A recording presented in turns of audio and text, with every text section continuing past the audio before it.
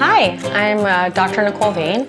I'm the practice owner of Moonlight Beach Dental, a holistic and biologic dental practice.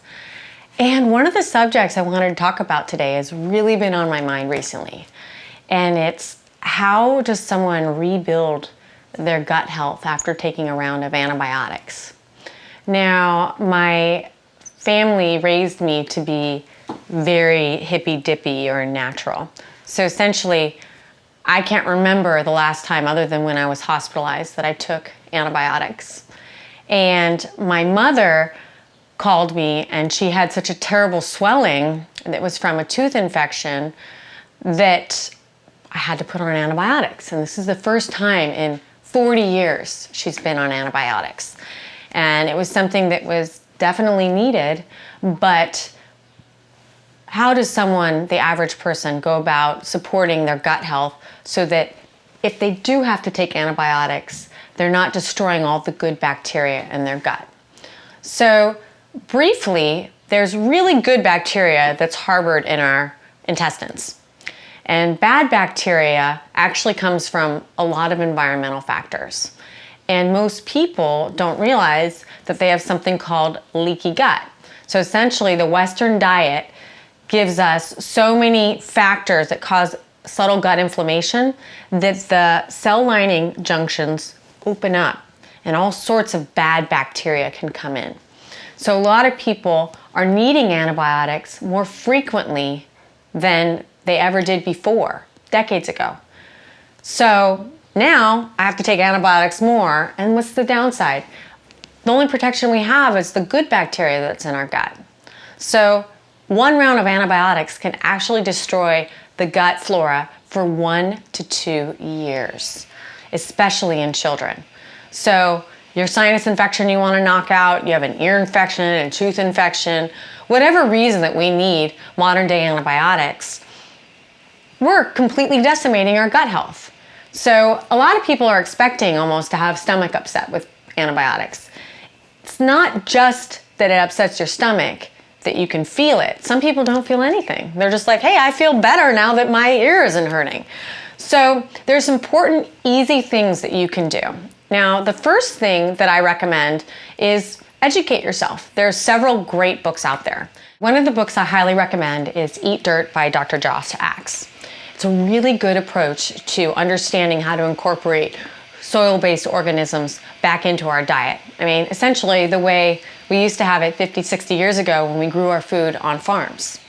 The other two that I absolutely love and were life-changing for me are written by an MD, which I think is really helpful. Someone who understands all of the modern medical practices in hospitals. Alejandro Junger is a cardiologist, and he wrote a series of books, Clean and Clean Gut, on how to incorporate and eliminate certain foods that can cause gut inflammation and how to rebuild your gut health. It's phenomenal. I also love food forensics, and another book that was life-changing for me was The Hashimoto's Protocol by Dr. Izabella Wentz. So if you want to do any investigation, those are really easy to read, non-sciencey, non-too overwhelming. They speak in a very approachable language on how to rebuild your gut health. But let's hit some key factors. So one of the things that I take daily are food-based probiotics. Lactobacillus is one that's commonly heard of. Activia and some of these yogurts have them. They're extremely low doses though. So you really want to hit it with the good ones. Those are usually in the refrigerator section, or actually they're always in the refrigerator section at Whole Foods or Sprouts. They're live organisms. So you really want to make sure you're getting something that's in the refrigerator section. Another food-based probiotic that I love is kombucha tea. It's a little too vinegary for some people. So another thing that I have very frequently is goat's milk kefir. You can have some of the other dairy-based kefirs, but cow's milk is a huge inflammatory food, and it's also harsh on the gut to process. So goat's milk kefir is also at Whole Foods and Sprouts. They have some really yummy ones that are flavored with blueberry and acai, and they taste just like having an awesome yogurt smoothie. So that's another way. Fermented foods. So sauerkraut is one. I hate sauerkraut. I'm not German. I don't like it. I love kimchee, which is a Korean food, pickled vegetables. If you just can't incorporate either of those into your diet, totally fine. Whole Foods, Sprouts, Jimbo's, any of these local grocery chain stores, actually national also, have these things called gut shots, and they're in the refrigerator section also, and it's essentially a shot you can take every day of sauerkraut juice, essentially. And that has a lot of organisms in it that'll help turn on some good things going on in your gut. There's some supplements you can take also. L-glutamine is one good supplement that you can take, and milk thistle. Milk thistle is a natural detoxing element that also has some good beneficial attributes. You can have milk thistle tea, or you can have it in the pill form. Another supplement that's easy to incorporate is collagen. I pick up a big tub of collagen powder and I mix it into my smoothies every day. So you can get that again at any of the natural food stores. Just make sure you have one that has high quality collagen. If you're vegetarian, this is a good option also, because most of the bone broths are amazing at giving you good, healthy collagen. And remember, collagen is something that's in all of our tissues. So our gut lining is like skin tissue. It's very permeable, and we really want something that helps keep that gut lining strong, just like you would want to have strong skin on your hands. So bone broth is very, very popular. There's some good recipes in some of these books also that you can refer to. Really easy to make with a pressure cooker pot. That's how I found the easiest way to make bone broth. Or you can just go buy it at the store. All these natural food stores now have hot pots of bone broth that you can pick up. A daily dose of bone broth, 12, 16 ounces. It's very, very helpful. Now, I mentioned before food-based probiotics.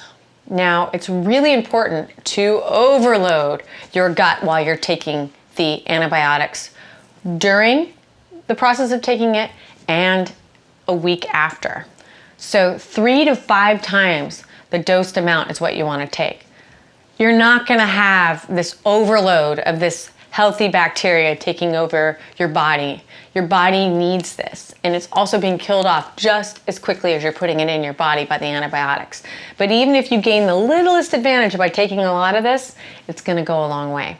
So again, 3 to 5 times the dosing amount of the probiotics that you'll get from the refrigerator section. And then the other thing you can supplement with is a natural antibiotic, like oregano oil.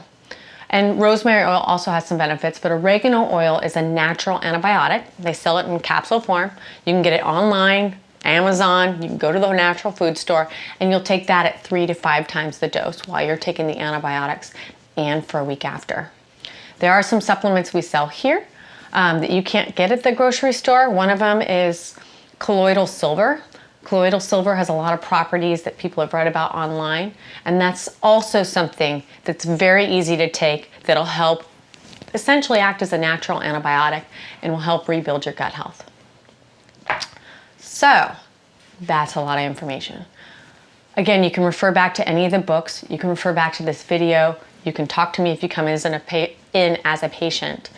But I really am passionate about gut health, and I have to prescribe antibiotics almost every day, and this is something that's really important for patients to be aware of. I hope this video helps.